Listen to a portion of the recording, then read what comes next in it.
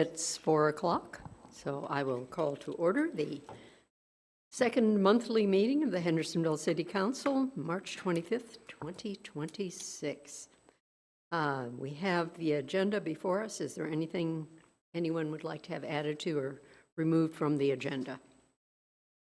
Or a motion to approve? Madam Mayor, I move that City Council approve the agenda as presented. Is there any discussion? Not those in favor of approving the agenda, say aye. Aye. Those opposed say no. Ayes have it, motion carries, and we have our agenda. There is one item on the consent agenda, so unless someone would like to have that moved so it can be discussed, motion to approve. Madam Mayor, I move that City Council approve the consent agenda as presented. Is there any discussion? Not those in favor of the consent agenda item as presented say aye. Aye. Those opposed say no. Ayes have it, and we have that one. Okay. We are down to presentations. Okay, stormwater and environmental services presentation. Okay. Boy, oh boy. Ooh, tag team here. It's the introduction I've always wanted. Thank you. Mayor and Council, good afternoon. I'm here as part of a team to present some operational findings on both the Stormwater and Environmental Services Fund side of the house. Also going to give you a first look at the FY27 recommended budget for those funds to try to save some time during our budget workshop, which is scheduled May 1st. And you're welcome. I'm not going to begin the presentation. I think Mike is up first, so if you will, please welcome Mike to the podium. Good evening, Council. So this is kind of following up on our December 4th update meeting when we discussed the financing around capital projects and update on the Comprehensive Stormwater Master Plan. Oh, this thing's buzzing now. So a brief review. We have some new members of council since we did the stormwater rate study. And so the rate study was completed in 2021. Goal of that rate study was to evaluate the existing stormwater fee, which at the time was a $3 flat rate for everybody. One of the main goals was to define the level of service that we wanted to provide in our stormwater program. And then from that level of service, determine what our anticipated operating and capital cost would be, and from that develop a rate model to understand how much our fees would need to be to support that level of service. We also developed a very preliminary CIP estimate based on some watershed assessment that was done in the Wash Creek Basin in 2018. So this was kind of a key factor in our level of service discussion. This is a level of service matrix that we utilized, and as you can see across the top, we have various program components. We have program management, NPDES, which is our stormwater permit from the state, also commonly called an unfunded mandate. And then we have our capital improvements projects, and then going down, we have our score for level of service A through F, or 5 to 1. And so when we started this process, we were at this point, we had decent permit compliance. We were on track for permit compliance, but in terms of program management, we really were in kind of a reactionary planning. We didn't have any, fund balance, CIP implementation capabilities. Our operations and maintenance activities were very responsive, like only complaint driven, and it says 75-year or more. We did not have a stormwater capital improvement plan. After numerous discussions, so that would be a D- at that point in time if we use this level of service.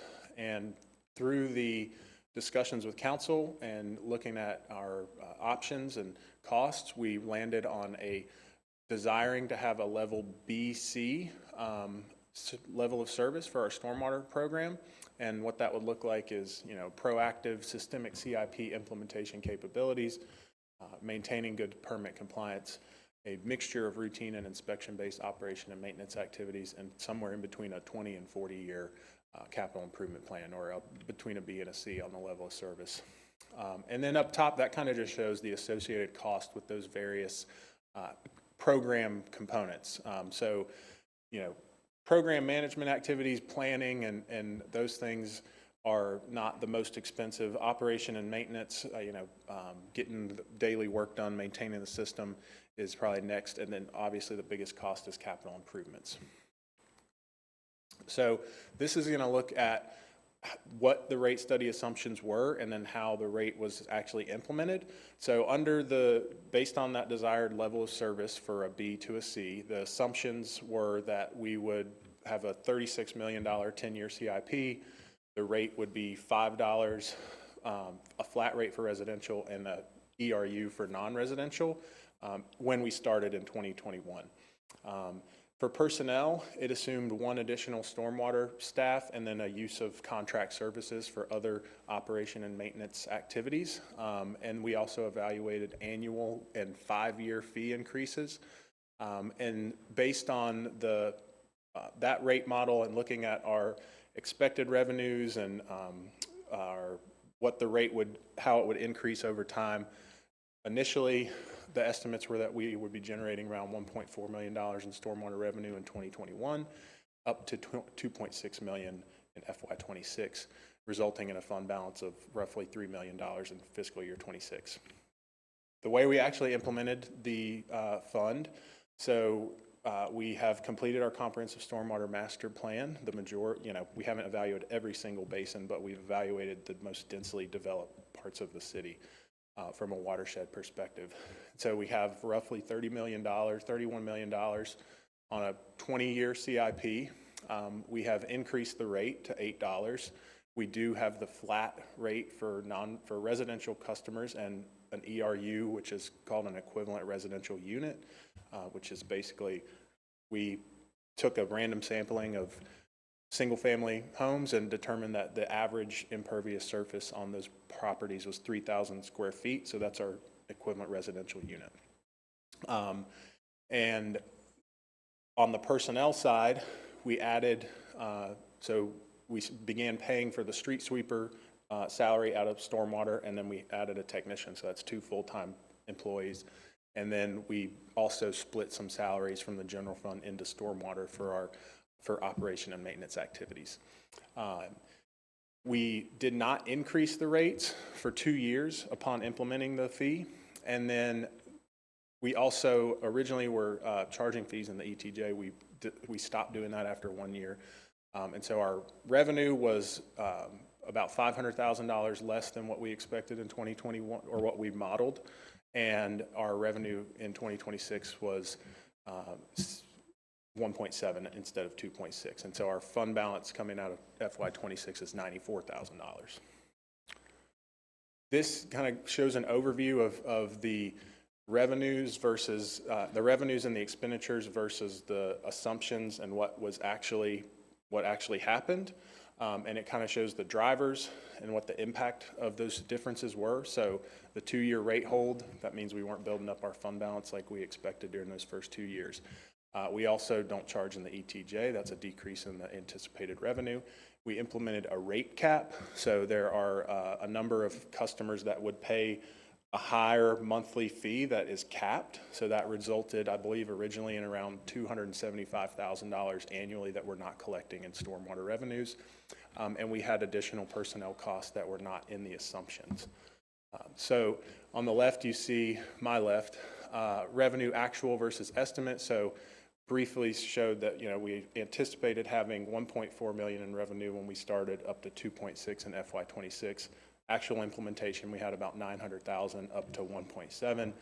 The expenditures were expected to be around $400,000 to $500,000 a year, starting at 400, going up to 500,000, 600,000 in FY26.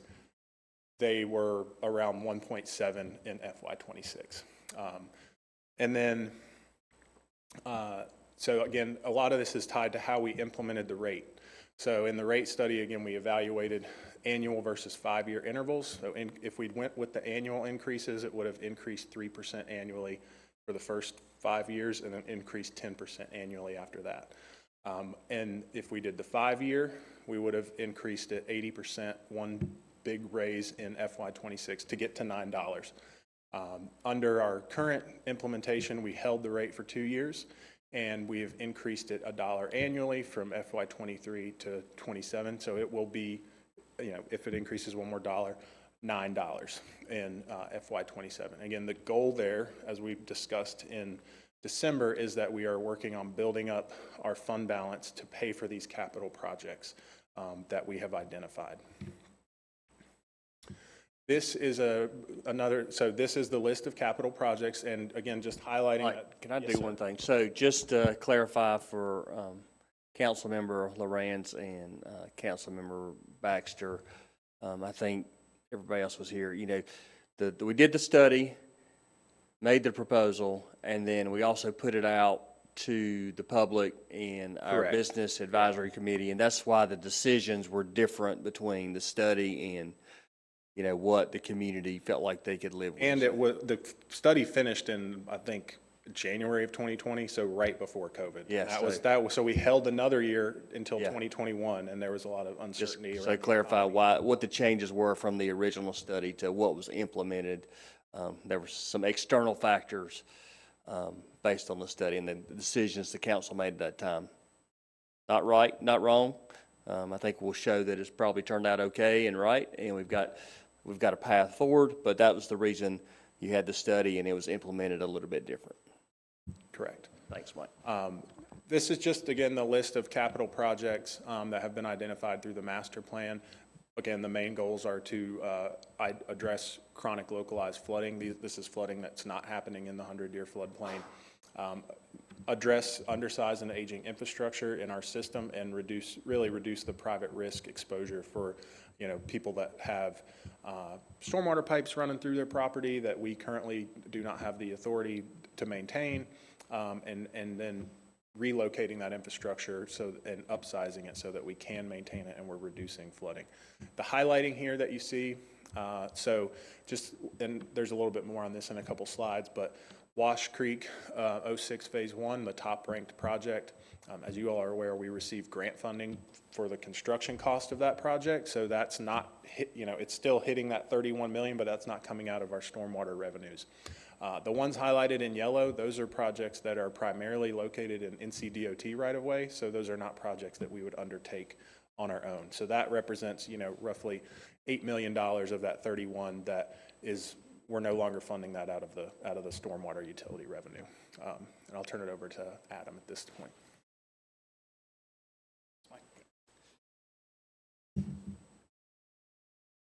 So, Mayor and Council, as we reviewed at your December meeting, there are several projects that Mike is going out for grant funding opportunities on. However, we've been preparing the fund now for several years to issue up to about $7 million worth of debt. In the case, we're not able to fully fund that list of about $32 million worth of projects entirely through grants. So all of that has led to a strong recommendation for FY27 in the Stormwater Fund budget.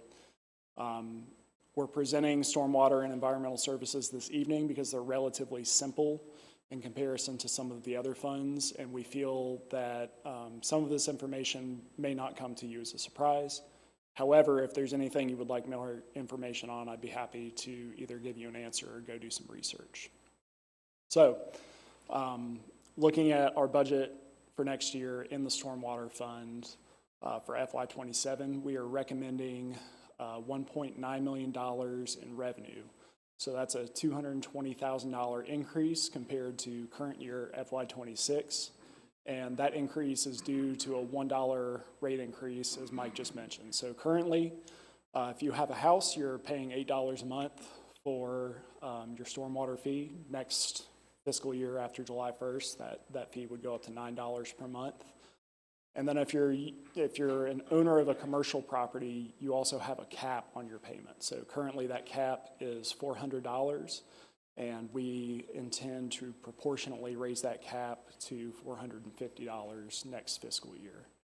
So again, the goal in raising this rate by $1 per month in the next year is to prepare for revenue bond issuance and that is to assist with funding any project that might not be able to get a grant on. Looking into the expenditures of the fund, there's actually a $148,000 decrease in expenditures recommended for next year, and that's compared to the current year revised budget.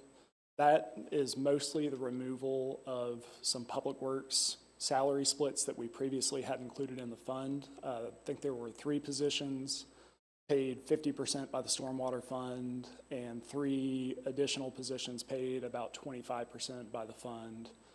There's also some grounds crew salary splits and some minor administrative splits that the fund is responsible for. So the $940,000 recommended personnel and benefit budget is not just Mike. It is representative of salary splits across the entire city for a fair and proportionate amount of work that we as a collective staff are doing to support the stormwater system. Also included in the recommendation is a 4% cost of living adjustment. So when we reviewed the cost of living adjustment back in February, that was at 5.7%. We provide a cost of living adjustment on the city as a whole basis, not just for a specific fund. So during the budget development process, some of the financial metrics and the other funds were indicating that we needed to drop that down, at least on the recommended basis, to maintain a good balance. The recommendation also includes a budget for a 2% medical insurance increase and for our 401k benefit, as well as the retirement system increase to 15.1% for general class employees. On the operating side, there's a $220,000 increase. So in lieu of those public works salary splits, we're looking at instead contracting that work back out to the private sector, and that is the majority change in the fund. Thanks again to the $1 increase recommendation, we were able to double what we recommend to transfer to the Capital Reserve Fund, again, to build up our fund balance and also save cash for pay-go projects when it's needed. So our initial plan when budget was adopted for FY26 was to transfer $150,000 a year until we hit $750,000 total in that Capital Reserve Fund. However, we intend to use a portion of that $1 rate increase to increase the transfer out to $300,000. So that's 2 years worth of plan transfers. Which brings us to our fund balance appropriations and recommendations for the fund. In the FY25 audit, our end-of-year fund balance was $178,000. We also repaid the general fund $100,000 that year for balance that had been covered through transfers at the end of each fiscal year. In FY26, current year, again, we're not quite there yet, but we do estimate our fund balance will increase to $272,000. And that is a typo in the parenthetical, so you can ignore that. That would represent an $83,302 increase in FY26. And then in FY27, we are not budgeting a fund balance appropriation, and at the estimated level, we expect to add $83,302 to fund balance based on historical revenue and expenditure trends. And finally, to wrap it up, we're intentionally doing this. We're building up the fund balance. It's needed if we go out for a revenue bond to cover our covenants. And if it's not used towards the covenants, it's a balance that would be used for later capital projects. Are there any questions I can help with on the Stormwater Fund? Yes. Can you go back 2 slides? In the $220,000 increase for contract work? Yes. Can you explain specifically what that work is, or that contracted work is for? Yes. Mike might be able to give more color, but it is for storm drainage, culvert repair, and general infrastructure work that was previously being executed by the Public Works Streets Division. And we made staffing changes in those departments, correct? We had increases in staffing in those departments. And so just to understand, if we're increasing staffing and then now we're allocating money for contracted services. How can we explain that? So we're actually, in the streets division specifically, we're recommending the removal of 2 FTE employees. So that is how that balances out. So we're reducing those positions. And reducing as in just not rehiring for an open position, or? They're currently vacant. That's correct. Thank you. Any other questions? Thank you. The okay. next portion of the presentation, I think I'm skipping, is, sorry, Mike, I forgot it goes back to you. Yeah, I just have a couple final, thank you, Adam. Couple final updates for capital projects updates. Excuse me. So at the December meeting, we talked about our recommended funding strategy, which was to use our utility revenue to pay for the design and permitting of some of these capital projects and to support grant matching. And we had, at the time, applied for several grants to help support some of these projects. The Hazard Mitigation Grant Program, North Carolina Emergency Management, and the North Carolina Flood Blueprint. The check marks represent that we were successful in obtaining funding. That funding is going towards that Wash Creek 06 Phase 1 project, which is the top-ranked capital improvement project with a construction budget of $2.4 million. You all are familiar with the Lower Mud Creek project. I was glad that we were able to get some of y'all out there to take a look at it. And just to highlight, this was a $4 million flood risk reduction and restoration project. That $3.9 million of that is external funding. We're restoring, approximately 26 acres of floodplain on the south side, which is, by far our most heavily impacted area when it comes to flooding. It's going to directly improve flood risk or reduce flood risk for 93 properties in the area and increase resilience of the critical transportation infrastructure, being the intersection of 176 and 225. And it also will enhance stormwater treatment and our ecological resources. And sorry, that kind of shows, that's what the site looked like prior to the project. This is what it looks like today. You can see some of the major changes that have occurred there in the last 12 months. And then the Wash Creek 06 Phase 1 project, again, the construction budget being $2.4 million. We've secured that from external funding. We would be anticipating using stormwater revenue to pay for the engineering and design cost of that project, which is roughly 15% of the construction budget, around $400,000. Primarily, this project's focused on replacing failing critical stormwater infrastructure. One of the main things you can see here on the exhibit on the right is that red line running down Valley Street. So that's a large diameter 24-inch stormwater pipe that currently runs under 3 private houses. And as it stands, it's not within our right-of-way. We don't have easements over it. So that is very risky, and we want to address that. And so that is a main goal of this project. All the other call-outs you see are where we're going to be, replacing corrugated metal pipe, which is not used anymore in stormwater because it gets corroded and creates sinkholes and other issues. And we'll be upsizing it, replacing it with reinforced concrete. So really just improving the whole system here. And that's, again, the top-ranked project estimated to go construction in fiscal year 28. Here's that table again. I just wanted to show you all, I highlighted the green and the yellow, and why those are highlighted is one has been funded. The 2 yellow ones are likely not something that we would take on our own.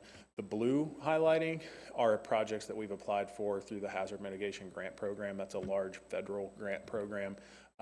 And so, altogether, that is close to half of our, budget for the CIP if we get all of those funded.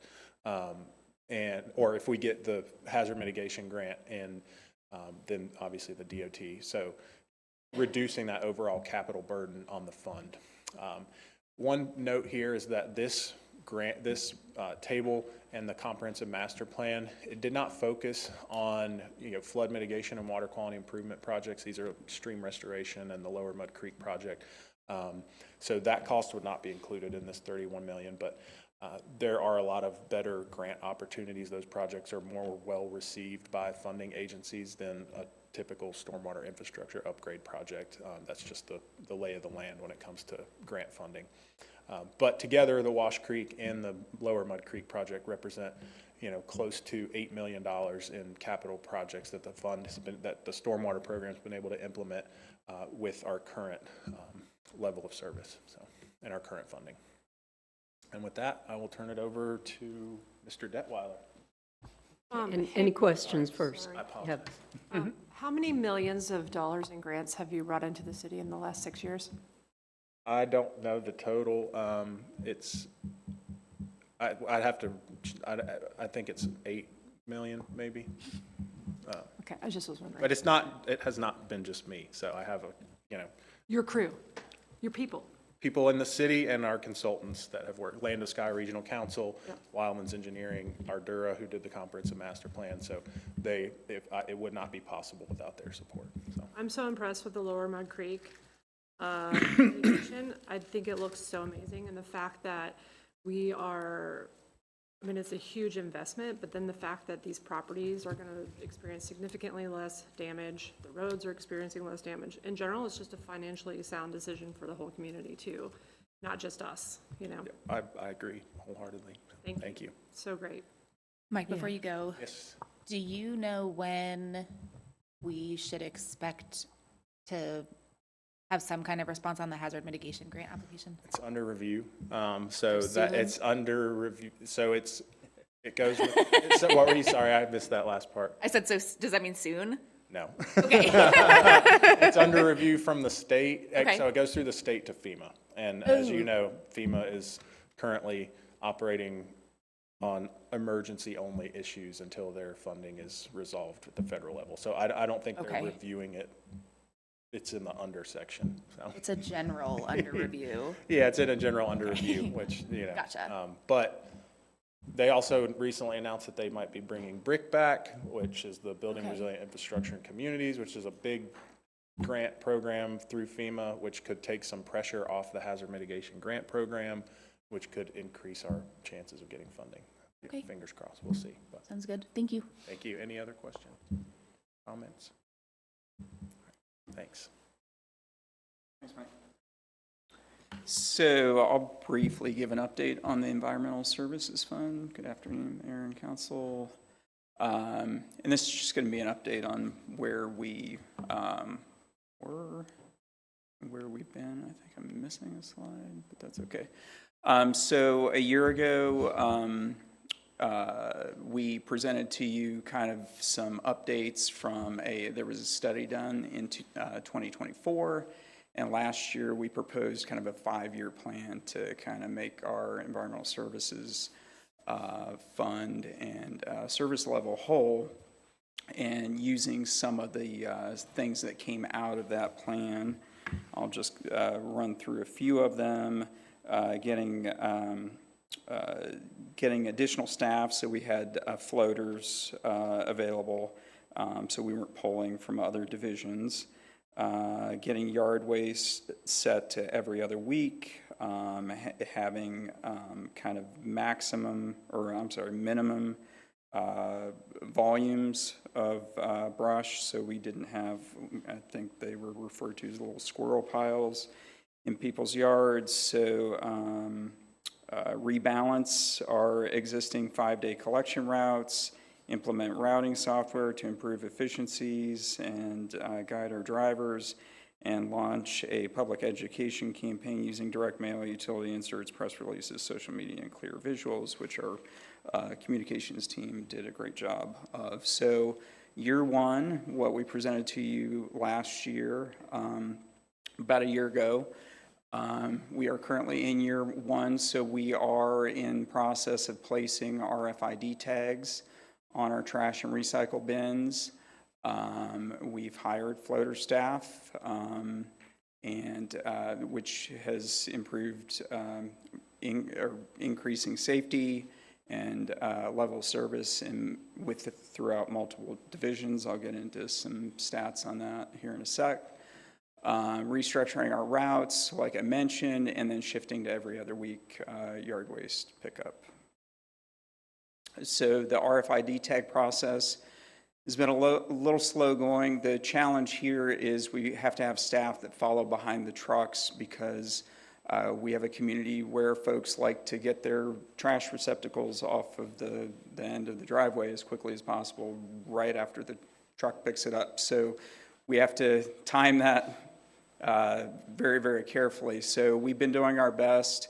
We've got about 1,500 accounts. While we're doing this, we're also kind of auditing our accounts. So we're making sure that folks have the correct, most folks have a trash and a recycle bin, making sure that the size is correct on those, that they bins haven't switched, with neighbors and folks down the street and everything. So we're doing that in conjunction with placing the RFID tags. So we've got 3,000 receptacles tagged, and I want to say we've got about 14,000 receptacles, so we've got a ways to go on that.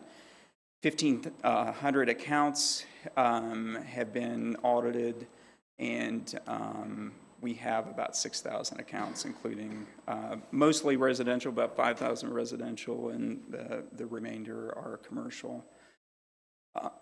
And again, I mentioned about tagging and cross-referencing with our billing software. We've had, sounds great, 85 corrections. Still quite a few for 1,500 accounts, so it's a worthwhile endeavor. The dots that you can see on the map, that represents, those are the receptacles that we've tagged. The floater staff are going to continue to tag those throughout the spring and summer. Excuse me. Floater staff, like I mentioned before, you all went with a $7 a month increase to rates. It allowed us to hire 3 folks. Unfortunately, we're down 3 folks right now, so we are hiring. So if anyone knows anyone, we are looking for fine folks to work in our solid waste division. So when we are fully staffed, we're not pulling from our other divisions as much. And what does that do? It improves our level of service. So Blake Fulgham put together some great data coming out of our work order management system. So we've had a 57.4% reduction in asphalt and concrete repair work order duration from last fiscal year to this current fiscal year. So when we were able to hire the floaters and get them in, and that has that's gone from an 83-day average turnaround to get those closed out, which means, prepping the site, concrete repairs take longer because you have to prep the site, you have to put forms in, you pour the concrete, and then you remove the forms and clean everything up. So that's baked into the concrete repairs or sidewalk or drive apron repairs. Asphalt repairs go more quickly, but we've gone from 83 days down to 35 days. And that is also taking into account, we kind of had a harder winter. It's harder to get asphalt, harder to get concrete, so that extends the time window as well. So we've done a great job in trying to fix the dam roads and getting that window shrunk. I have a question. Yeah. Do we have like an employee referral program where if our employees refer someone to come to entice them to work? That is a great idea, not that I'm aware of. Okay. That's a wonderful idea. So restructuring our routes is just a snapshot of a random town somewhere, but basically what that would involve is taking those receptacles and all of the accounts and mapping out, these are our current routes, which are on our website, kind of streamlining. You see how we have kind of little pockets that are here and there, that areas that maybe don't make sense. Similar to things like the post office does, and I'm sure Amazon and other delivery or other carriers do. They go put their accounts through routing software and come up with the most efficient ways to pick up, in our case, trash and recycling. And so we've added an average of about 15 new accounts a month over the last 2+ years. We've had obviously several new subdivisions coming online, and we are purchasing the routing software this spring. It works within our ArcGIS software, current software, and we'll be able to restructure our routes accordingly. This was part of the remainder of the 5-year plan, so year 2 should be this coming fiscal year, purchase a garbage/recycling truck, continue route rebalancing.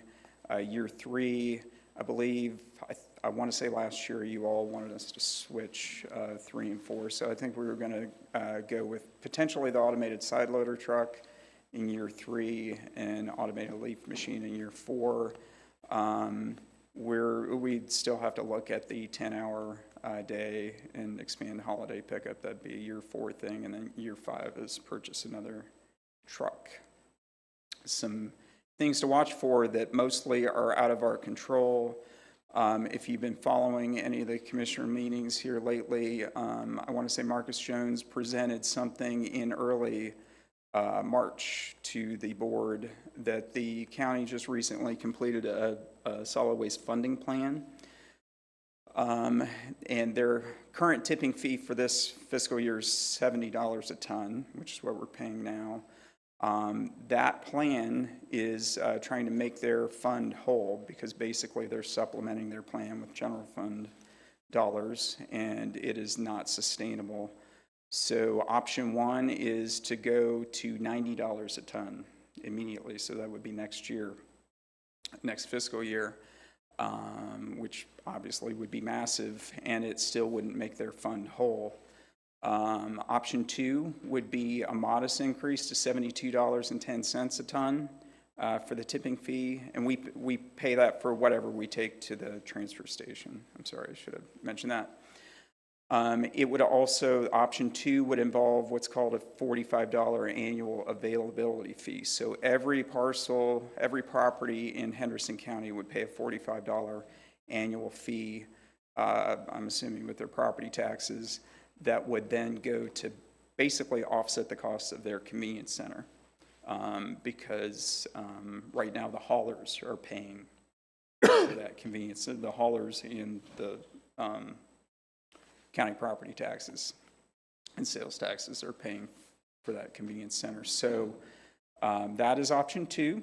Option 3 is, instead of a $45 availability fee, they would go to a $200 a year availability fee for everybody in the county, all parcels in the county, and remove the tipping fees, which I don't know how well any of these would go over, but anyway, that one seems like a bit of a stretch. And option 4 is called flow control, and that is where, so currently haulers within, solid waste haulers within the county are not required to go to the county transfer station. So folks, in particular, I'm told folks in the northern part of the county have a tendency to go north to Buncombe County, so they don't come to the transfer station. Flow control would mean that the county could dictate or mandate that every commercial hauler in Henderson County comes to the transfer station, which would increase, by volume, would increase the amount of money that they're collecting. So those are some things that, it's, to my knowledge, the county has not made a decision that way, but they will be soon during this budget cycle. Diesel fuel prices are obviously really in flux, so that's another thing to watch out for. And I mentioned we're down 3 positions, continue to work on better staff retention and safety training. And I'm happy to answer any questions about that, and then I'll turn it over to Adam to go over the financial stuff. Thanks. Do we know if there's an increased tipping, or the fees to the north of us are cheaper? That I'm not sure, like Buncombe County and elsewhere, that I'm not sure of. I've not researched that. Yeah, like, are they incentivized at all from the north end of our county to go north? Just wondering. I'm not sure about that. It might just be a proximity. Yeah, I don't know. okay. Thanks, Brent. And just to highlight some of the important work the public services and the finance team are doing, Brent mentioned there were 85 corrections to the accounts this year. So if we assume that all of those were non-revenue and they're all $32 a month standard residential bins, that's about $32,000 worth of bins that Brent and the finance team have located. So just want to thank them for their continued operational efficiency work. It really helps us out on the finance side of the house. So getting into the numbers, which I'm sure you guys are excited about. The FY27 recommended budget is $2,364,000 in revenue. That's the same as the FY26 adopted, which means there is no rate change recommended going into next fiscal year. The rates are going to stay at $30 a month if you're a residential customer with a 32-gallon can, and they're going to be $32 a month if you have a 96-gallon service. We don't charge any extra if you do waste and recycling. It's the same fee. On the commercial side, that rate is also remaining stagnant, so $40 a month for waste service and $20 a month for recycling service. In FY28 and future years, we will be coming to the board with recommendations for incremental rate adjustments, so we avoid the situation like we had this year where we recommended a $7 rate increase to the residential customers. On the expenditure side of the house, more of the same personnel impacts. You can see here the cost of living adjustment, insurance, 401k, LGERS all play a role in the environmental services fund.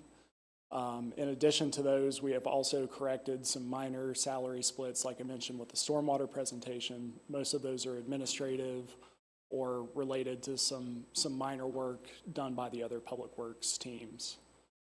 Our operating costs are a $6,000 increase. That's relatively minor, and it's just a cleanup of splits for certain expenses. For example, we have some IT-related costs, vehicle monitoring costs, and there's also a portion of the audit that gets budgeted in the Environmental Services Fund.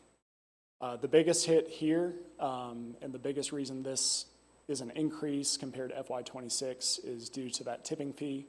So we did make the assumption that we'll be going up $2 from 70 to 72 per ton in the tipping fee, which is how we came up with a $300,000 budget. If that direction changes, we will be coming back to you with some recommendations on further adjustment. Finally, Brent mentioned in year 2 that the plan was to fund a recycling truck. That costs about $250,000. We've amortized that debt and included a half-year payment in the FY27 budget. That is why you see an $18,000 increase to our debt service. Overall, we're recommending the appropriation of about $70,000 of fund balance. However, based on our historical averages, we estimate by the end of next year, we'll add back $64,000 to fund balance. So to take you through the same history that I provided with the Stormwater Fund, our FY25 audit provided us a fund balance number of $193,960. This year, which has not ended, we are estimating that fund balance will increase by about $125,000 to $319,000. And next year, assuming the estimated fund balance appropriation addition proves accurate, that fund balance would increase to $384,179. Finally, just provided a note in here. Historically, the Environmental Services Fund has relied on general fund support, but with the recent rate improvements and operational efficiency improvements, we estimate the fund is self-sufficient. Are there any questions I can help with on the Environmental Services Fund?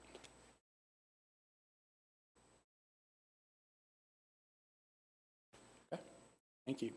So Adam, I think that is the end of your presentation. So unless council wishes more information or something changes between now and May 1st, these two funds will not be presented as part of your budget workshop on May 1st.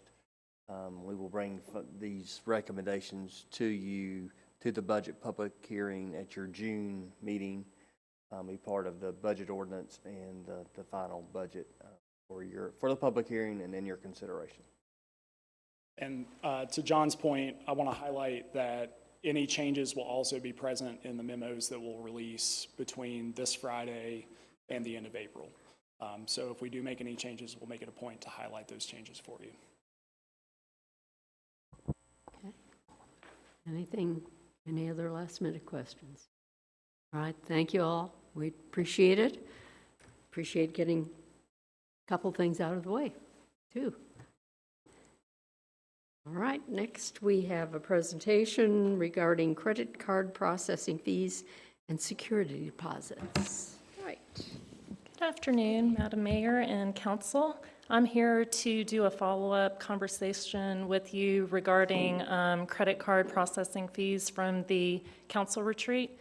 So I've got a lot of information for you. Hopefully you've had your afternoon caffeine. There's going to be a lot of numbers here. So we'll start with credit card processing fees, and then at the end of the presentation, I also have some information on security deposits that we also want to recommend. So I'm going to provide a lot of background for you before we kind of get into all the numbers. So we use a company called Invoice Cloud. In 2020, we converted to a utility billing software called Munilink.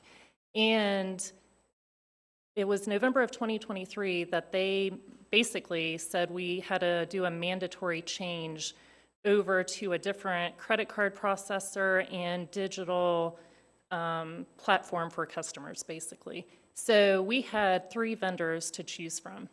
And we basically did our due diligence. We looked for, we researched all 3 of those, went for best pricing, best services provided, and Invoice Cloud was the one that we decided on.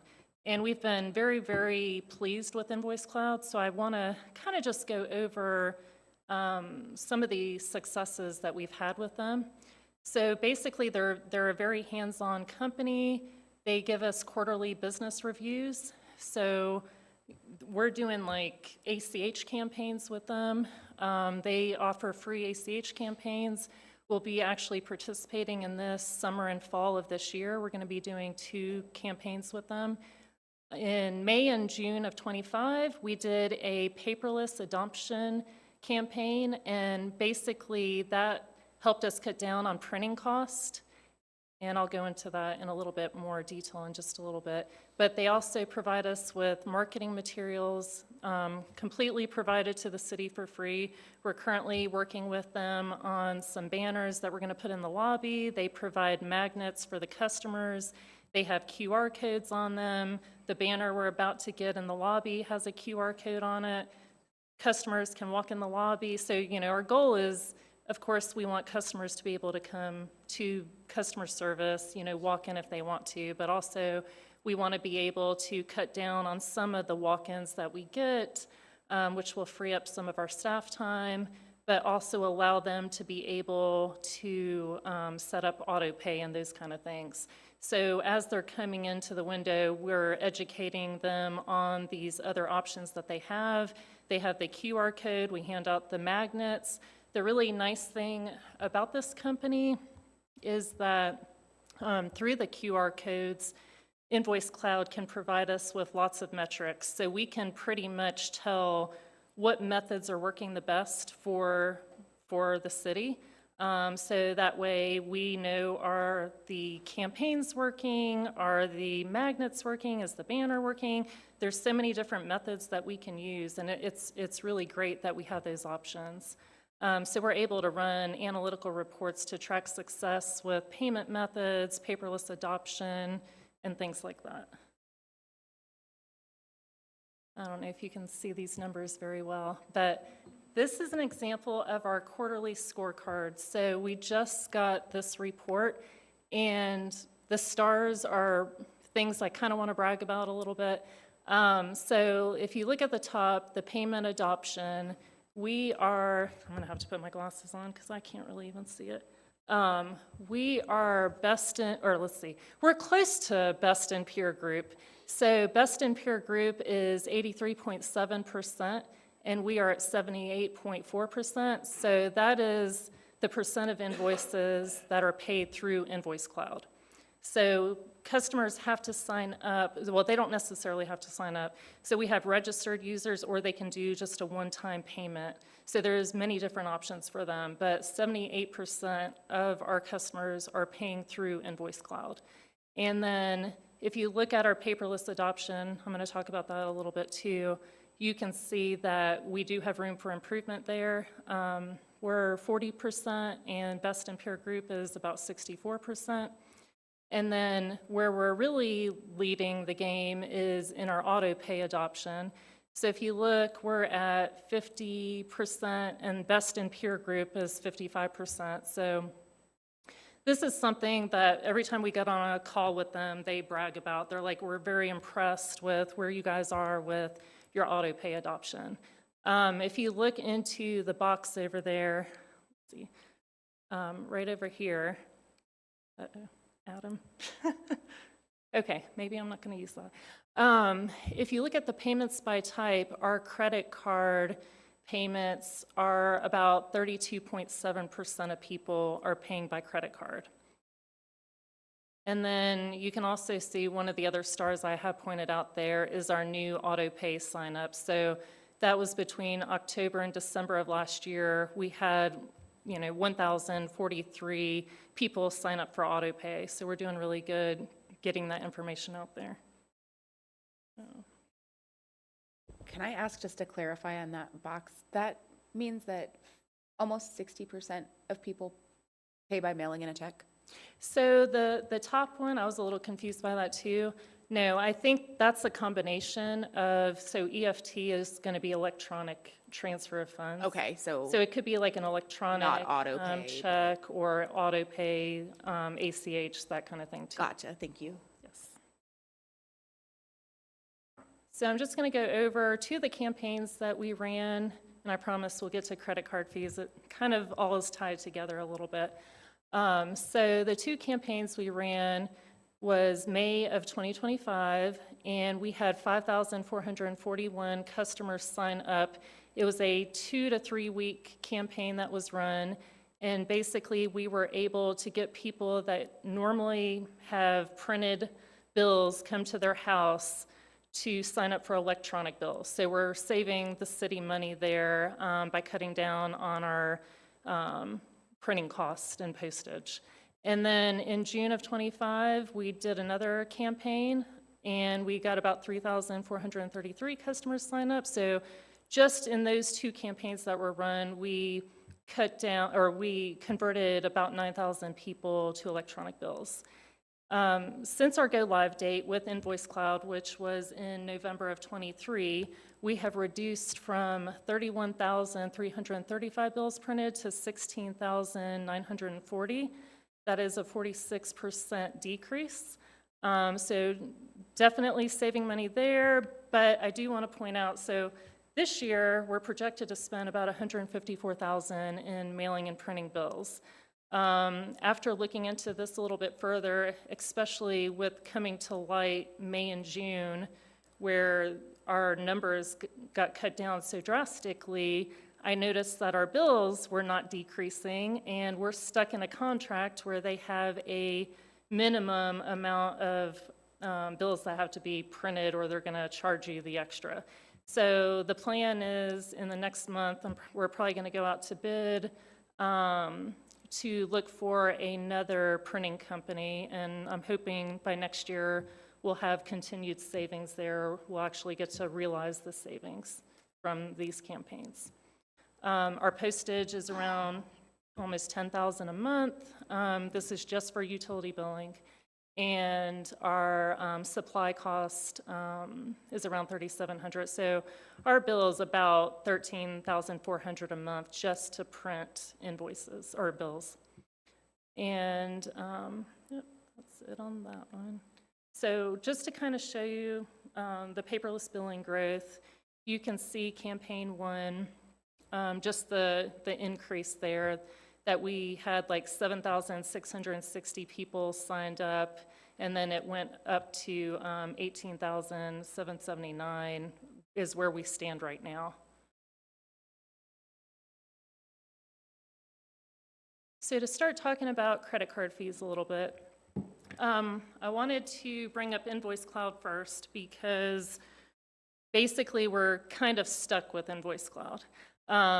We either have that choice or two other choices, and I wanted to kind of point out all the other great benefits that Invoice Cloud is providing us currently and all the savings, and they do a phenomenal job of us being able to track things and throw these campaigns out there for free and do all, so they're doing a lot of good for us.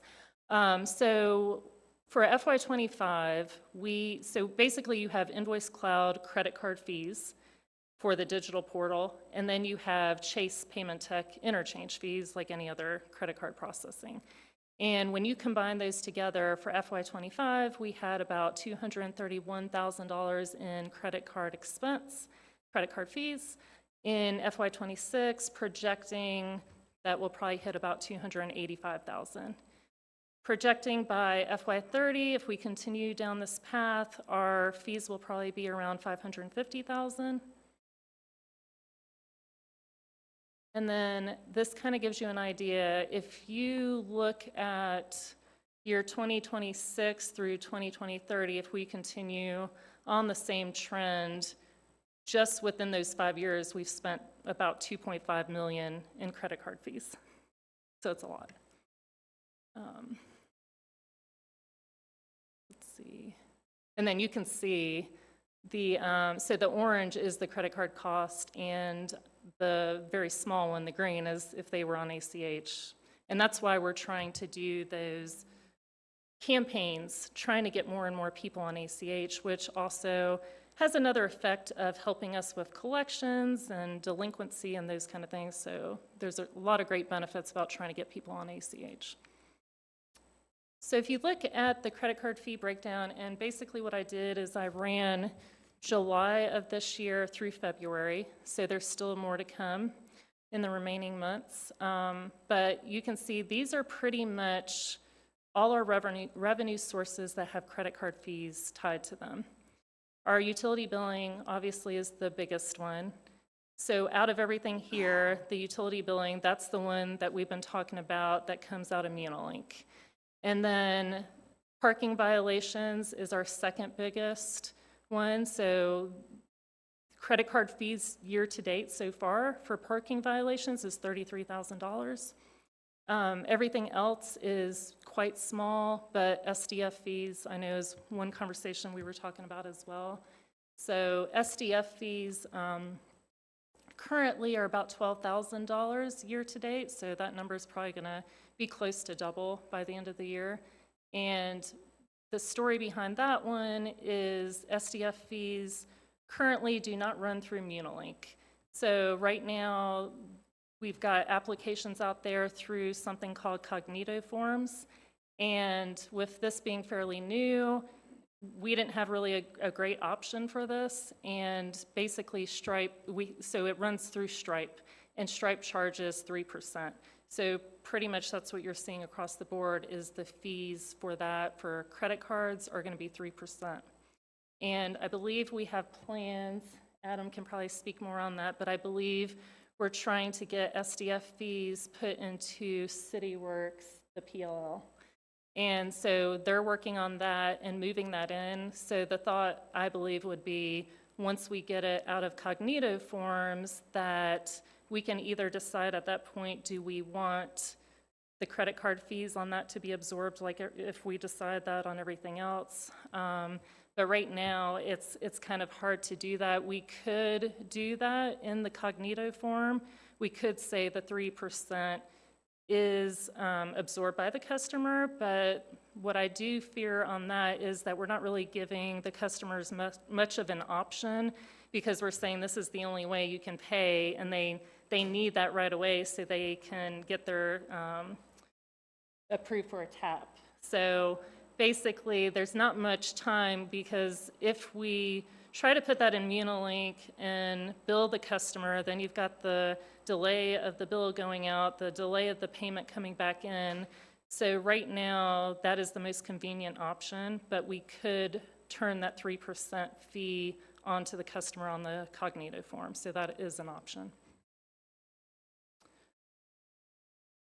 And then I just wanted to talk a little bit about iPark, which is where the parking violations are paid, just because we're seeing about $33,000 this year on credit card fees. We have had, July through February, 787 transactions or payments. Total collected, 24,000. About 34% of those are being paid by credit card. And one other thing I did want to bring up, since we're talking about fees and things like that, so when iPark was initially implemented, they somehow set up a flat $2.95 fee in the system, and it was not in our rate fee schedule. So really, we should not have been charging that. So just recently, we've had conversations about it internally through meetings, and we just got that removed. So what that means is now the city is absorbing that cost where the customer was absorbing it before. So that is something maybe that can also be taken into consideration as we're talking about credit card fees. This is basically considered a citation payment transaction fee is what they call it. And then, of course, you're going to have your credit card fees as well. Let's see.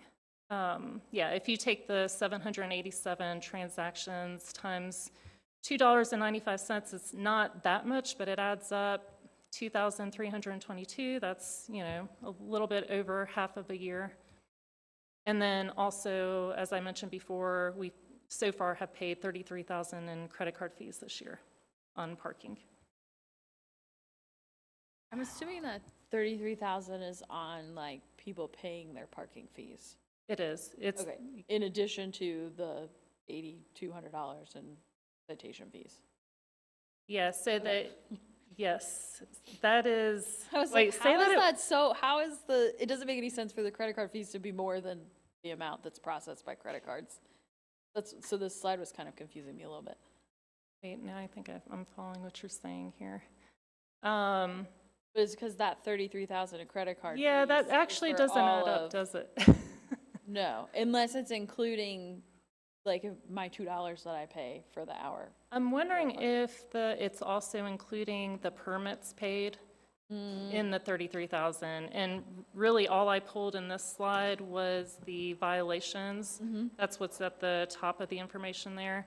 And I believe the 33,000 is going to have everything, so it's going to be your permits and violations. Okay. So out of permits, I didn't even pull that information. I don't know how much of that is being paid by credit card, because I feel like a lot of that is, well, probably a lot is if we have $33,000 in credit card fees. So maybe it's on another slide coming forward, but what is the percentage that we are paying overall or average in credit card processing fee? It's very complex. Well, just and an average. So I would it's- say shouldn't be probably too 2%. How I would much? say probably about 2%. 2 to 2.5. And I'll get to a little bit more information on that in just a little bit. But it's hard because, and I'm not sure on the parking, but Invoice Cloud went over that information with us on the utility billing. And if you look at the statement for the interchange fees, it's all across the board based on if it's Visa, whatever it is. But we also get a break because it's going through utility transactions. So we get somewhat of a better deal, per se, on our credit card fees based on how we're structured. But pretty much when I was looking across the board, I would say it's about 2%. So when you projected that we would be at $1 million in fees, and you said if we keep going at the rate we're going, what is that rate?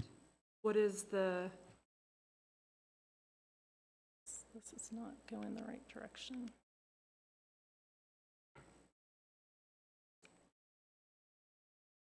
Where's Adam? It's the bottom button, Crystal, I think. Sorry.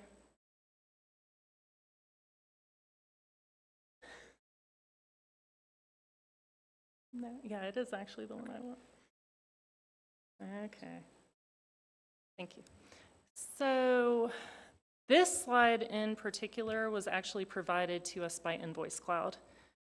So some of the slides in here were from their presentation. So basically what they did is they did a pricing model analysis for us, and they took all our credit card transactions and did a presentation for us based on that and what they were recommending, which I'll get to in a few slides, that we should basically have the customer absorb based on what we're currently paying.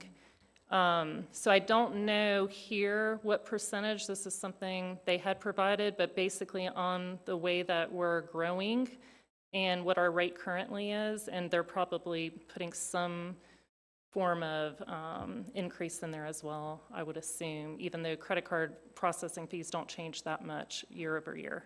Yeah, so they shouldn't go up. So I guess I'm just trying to understand where the, I think it's volume. It's volume of, well, our revenue is growing, our rates are increasing each year, our customer base is changing. It also, I'm sure, has to do with their fee. So you've got the interchange fee, but you also have the Invoice Cloud fee, which the Invoice Cloud fee, that is going to increase. The interchange fees, like you mentioned, well, you really shouldn't see much of any increase. That would be like a regulatory change more so.